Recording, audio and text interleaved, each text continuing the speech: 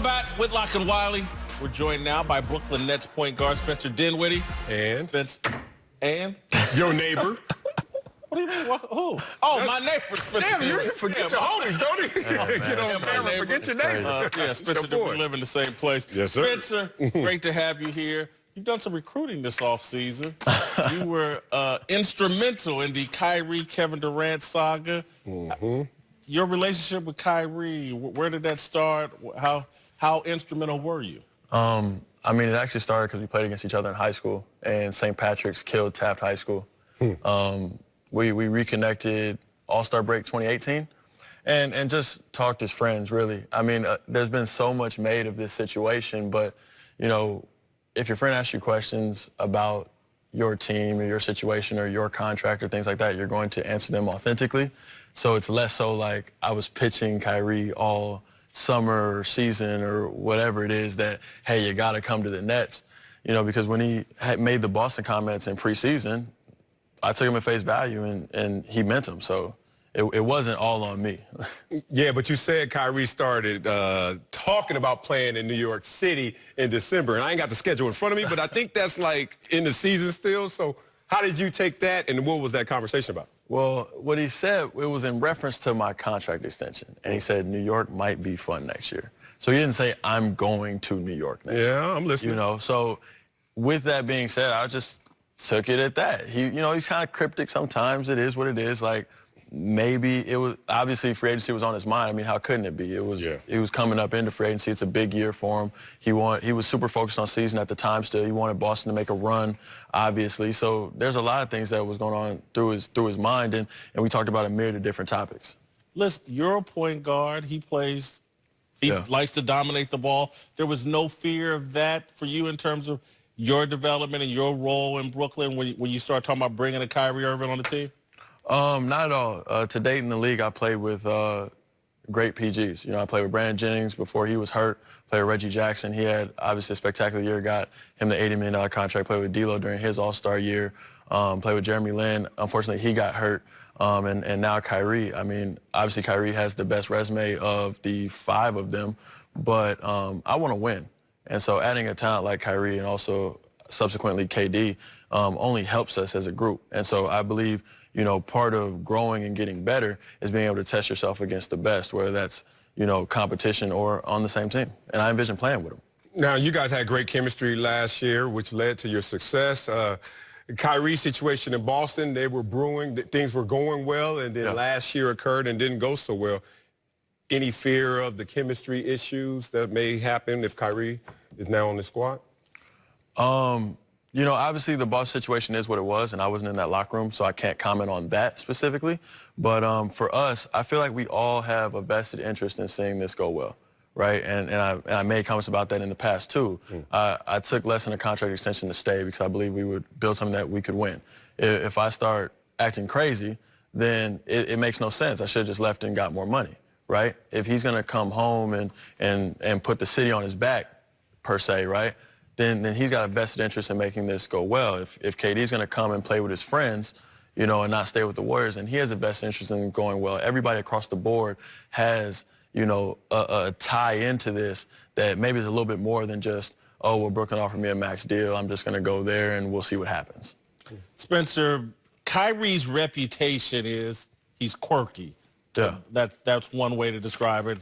Made some flat earth comments. Now, great player, now on his third team. Yeah. What do you know about Kyrie and his personality that perhaps we don't know, the public doesn't know? Is quirky a proper description? I don't know an NBA player that's not quirky to some extent. I truthfully don't. That's including myself.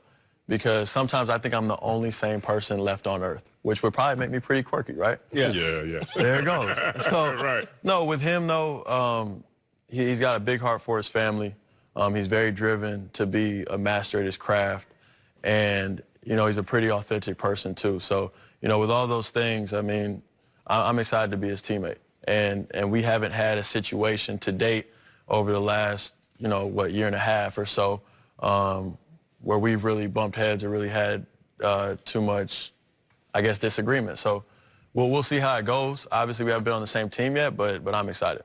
Now, how has your background shaped your journey? You're from L.A. like myself, got on that yellow bus all the way to Taft High School. Wasn't a one and done, a superstar collegiate player. And now look at you, man, one of the best players, especially in the reserve role coming off the bench. How has that shaped you, that road? It's built the work ethic. It's built the mental toughness, you know, and the conviction to say what I feel and stand behind it and not be afraid of the backlash. You know, to your point, like I wasn't at any point in time considered to be the best player, right? But, you know, to fight off being in the G League and coming back, and last year, averaged 17 and 5, one of the best 6 men in the game. I made the comments before the season that nobody could guard me, and everybody laughed at me, and was like a top 3 ISO player in the league. So, you know, if looking at all that stuff is just, hey, I am who I am. I intend to be, you know, one of the most dynamic people on our roster. And I'm looking forward to trying to win as many games as possible. I heard you and Marcellus whispering before we got on air. Your mom, a college professor at USC. Yeah. What influence has she had on you? Big time influence. Academics were always first in our household. Yes. That's why Harvard was my second choice in college. Harvard was? Yeah. Should have went. Yeah. What are you doing? Nah. My top 3 were Colorado, Harvard, and UCLA.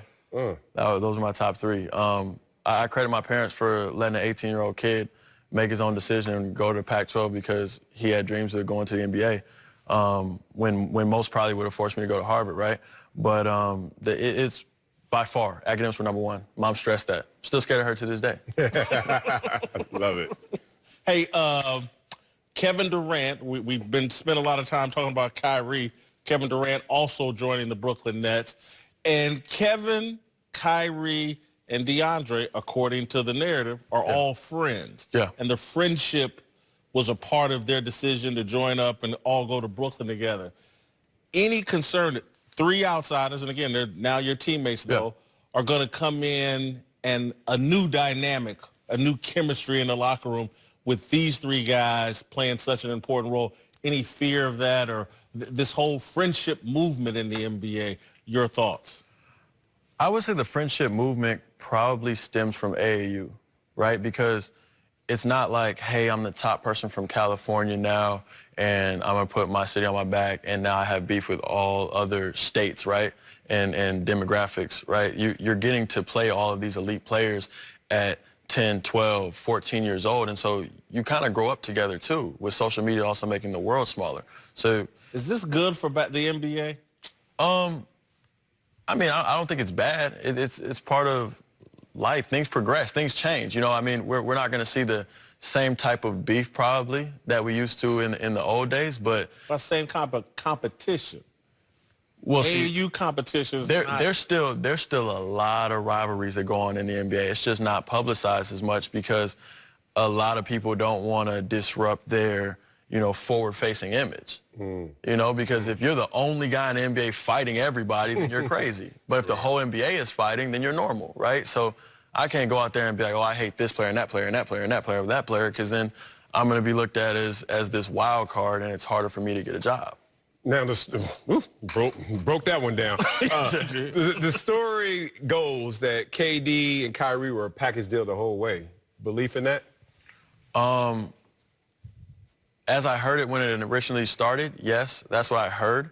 But as it got to, not the 11th hour, but let's say like the 9th and 10th hour, I heard Kyrie was coming, you know, and he was very firm in that decision. And then it was all about whether KD was going to join him or not. Quickly, medical prognosis is one thing, player prognosis is a different thing. You're looking at KD and that Achilles. When y'all expecting them back? Oh, I don't know. Oh, don't do it. See, you covering up because you know you about to lie. No. Don't do that. Hey, whenever KD comes back, he comes back, whether that's this year, next year. We feel like we're capable of being one of the elite teams in the league when he does. And prior to him coming back, we still feel like we're one of the upper echelon teams in the East. You lasted that long without going PR into the end. Look at it, PR in the end. I love it. Thank you, Spencer. I'll see you back on the Wilshire Corridor. Good luck next season. All right. Coming up. Josh Norman joins the show. We'll find out what he was thinking when he decided to run with the Bulls.